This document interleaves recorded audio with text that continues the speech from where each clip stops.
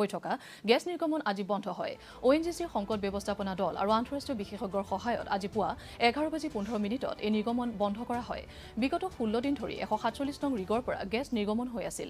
যোৱা এসপ্তাহ ধৰি আমেৰিকাৰ পৰা অহা বিশেষজ্ঞৰ দলে ৱেল কিপিঙৰ বাবে চেষ্টা চলাই আছিল। কেন্দ্ৰীয় পেট্ৰলিয়াম আৰু প্ৰাকৃতিক গেছ মন্ত্ৰী হৰদীপ সিং পুৰীয়ে সামাজিক মাধ্যমযোগে এই বিষয়ে সদৰি কৰে। কেন্দ্ৰীয় মন্ত্ৰীগৰাকীয়ে আনুষ্ঠানিকভাৱে ব্লো আউট বন্ধ হোৱাৰ কথাও অৱগত কৰে। মুখ্যমন্ত্ৰী ডক্টৰ হিমন্ত বিশ্ব শৰ্মায়ো গেছ নিৰ্গমন বন্ধ হোৱাৰ বিষয়ে সামাজিক মাধ্যমত সদৰি কৰি সকলোৰে সহযোগিতাৰ বাবে কৃতজ্ঞতা জ্ঞাপন কৰে।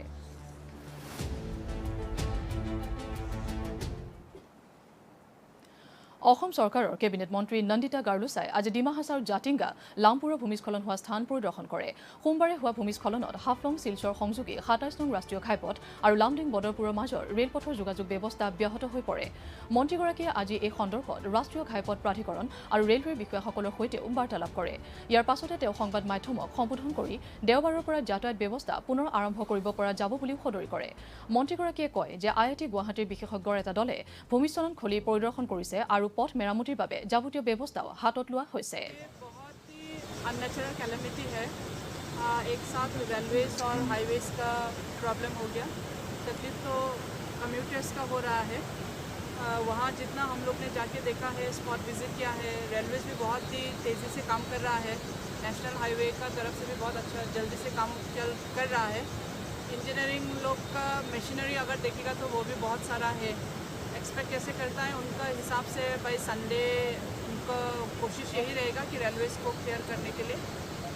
प्रॉब्लम उन लोग का आया है कि रात होने से बारिश हो जाता है और रात का बारिश का वजह से फिर लैंडस्लाइड्स फिर हो जाता है। तो आज जैसा देखा है they are continuously working. Expect यही करेगा कि बहुत सारा लेबर्स वहाँ पे एंगेज्ड है, बहुत सारा आदमी एंगेज्ड है। जल्द से जल्द ये हो जाएगा बोल के हम लोग भी सोचता है।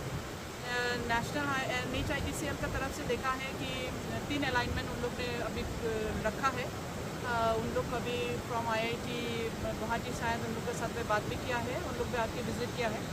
सबसे कौन सा अच्छा वाला अलाइनमेंट सुविधा होगा पब्लिक के लिए, वो लोग उसमें काम करने के लिए राज़ी है। তামুলপুৰ শাখা সাহিত্য সভাৰ নৱনিৰ্মিত ভৱনত আজি BTR মুখ্য কাৰ্যবাহী সদস্য প্ৰমোদ বড়ো, ৰাজ্যসভাৰ সাংসদ জয়ন্ত বসুমতাৰী আৰু ৰণগুৰা নাৰ্জাৰী উপস্থিত হয়। তামুলপুৰ শাখা সাহিত্য সভাৰ বিষয়ববীয়াসকলৰ সৈতেও BTR প্ৰধানগৰাকীয়ে মত বিনিময় কৰে। শাখা সাহিত্য সভাৰ নৱনিৰ্মিত ভৱনটোৰ আনুষংগিক উন্নয়নৰ দিশতো গুৰুত্ব আৰোপ কৰে প্ৰমোদ বড়োৱে।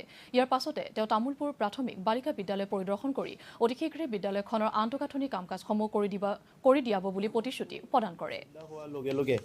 আমাৰ বিভিন্ন অনুষ্ঠান চৰকাৰী বেচৰকাৰী জাতীয় অনুষ্ঠানবিলাক সঠিকভাৱে এই অঞ্চলটো আগুৱাই নিবৰ কাৰণে কাম কৰিবলৈ এটা সুযোগ চবে পাব লাগে। আৰু অসম সাহিত্য সভা, বড়ো সাহিত্য সভা, এই সাহিত্য সভাবোৰে আমাৰ ভাষা সংস্কৃতি আমাৰ অস্তিত্ব ৰক্ষা কৰাত বহুতখিনি কাম অৱদান দি আহিছে। গতিকে তামুলপুৰ শাখা আমাৰ অসম সাহিত্য সভাৰ আজি কাৰ্যালয় কেইদিনমান আগতে মুকলি কৰিছে। মই আহিব লগা আছিলে, কিন্তু আমাৰ মহামহিম ৰাজ্যপাল ডাঙৰীয়া বাক্সাত অহাৰ কাৰণে আহিব পৰা নাছিলোঁ। আজি মই চালোঁ, সৰুকৈ হ'লেও সুন্দৰ হৈছে।